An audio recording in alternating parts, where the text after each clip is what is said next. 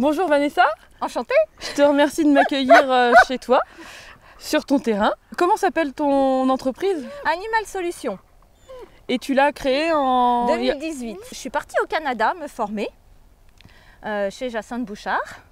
Et pendant 3 mois, je suis restée là-bas sur place.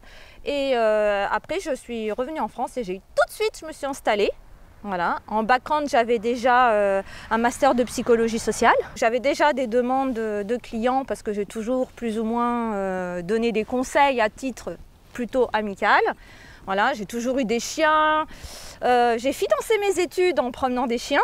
Donc voilà, ça a toujours fait partie de ma vie, mais j'ai voulu en fait avoir une autre approche et j'avais vu que maintenant on avait des approches qui étaient beaucoup plus respectueuses de l'animal et ça me plaisait beaucoup, mais j'avais pas envie de travailler uniquement sur les chiens. C'est pour ça que j'ai voulu partir au Canada pour pouvoir travailler aussi sur des loups, sur des renards, d'autres espèces pour m'exercer sur l'observation et le timing. Tu sais que c'est quand même quelque chose d'important. C'est pas toujours si simple. Voilà.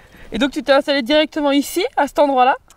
Oui, directement à cet endroit-là. Alors au départ, je n'avais pas clôturé puisque je me déplace essentiellement chez les gens. Je fais des interventions au domicile qui durent environ 2 heures, des fois 2 heures et demie, ça dépend.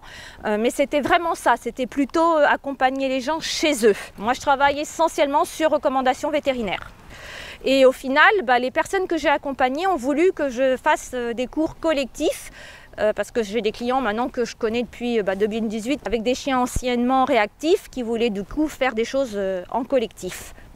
Donc ton terrain, là, tu as fait une grande clôture de 2 mètres. Il fait quelle taille? Alors il fait la totalité, ça fait 50 mètres sur à peu près 22 mètres carrés. Et là, la partie où on est, c'est un terrain d'agility traditionnel et ça fait 20 mètres sur 40. Donc là, tes services que tu proposes, donc un petit peu d'activité collective. Voilà. Et surtout beaucoup d'accompagnement. Beaucoup d'accompagnement, voilà. Et aussi des stages pour passer maintenant la formation d'aptitude pour les propriétaires de chiens catégorisés, sachant que c'est une formation sur 7 heures et comme j'ai des chambres d'hôtes, on peut venir de toute la France. C'est vrai, c'est bien. C'est pratique. Je fais aussi des consultations en visio, donc j'avais commencé à faire des consultations visio, surtout pour les chats. Et après, je me suis rendu compte que c'était un outil qui pouvait être bien utilisé sur les chiens, soit en pré-visite, pour voir le chien dans son environnement sans mon intervention, mon observation, soit pour des personnes qui sont un peu loin, qui ne peuvent pas se déplacer forcément ou qui ne souhaitent pas m'accueillir chez eux aussi, parce que ce n'est pas toujours facile d'accueillir une personne chez soi. C'est vrai. Est-ce qu'il y a une activité que tu favorises, une spécialité un petit peu? Qu'est-ce qui te caractérise? L'accompagnement à domicile et l'accompagnement des personnes. Voilà, c'est vraiment ça. Ta petite touche humaine quand même, c'est ton petit plus. Oui. J'ai un master de psychologie sociale. Ok, voilà. donc forcément ça doit bien t'aider pour accompagner les binômes. C'est un master de psychologie sociale sur la communication, donc la gestion de groupe, la thérapie donc finalement familiale aussi. Bon, j'ai fait d'autres choses, l'analyse transactionnelle, j'ai beaucoup d'autres d'outils différents. Et ça permet vraiment de personnaliser l'accompagnement et mettre les gens et les animaux en réussite. Voilà, c'est vraiment mon credo. Je veux vraiment que les gens se sentent bien avec leurs animaux et que les animaux se sentent bien avec eux. Mais pour moi, c'est un ensemble, c'est une mécanique.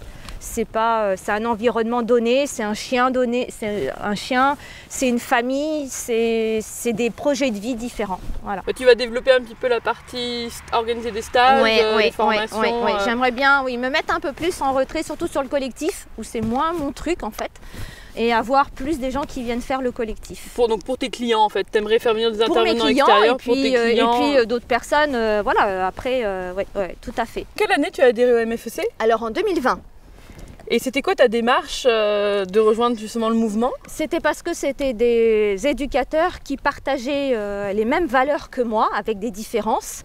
Et le but de faire reconnaître ces valeurs auprès du grand public, c'était quelque chose qui me parlait et j'avais vraiment envie de m'impliquer et d'être actrice au sein de cette association pour participer on va dire, au respect de l'animal dans toutes ses dimensions possibles. Voilà. Je te remercie beaucoup de m'avoir accueilli chez toi. Et ben, je te remercie d'être venu et puis n'hésite pas à revenir. Avec plaisir. À bientôt. À bientôt.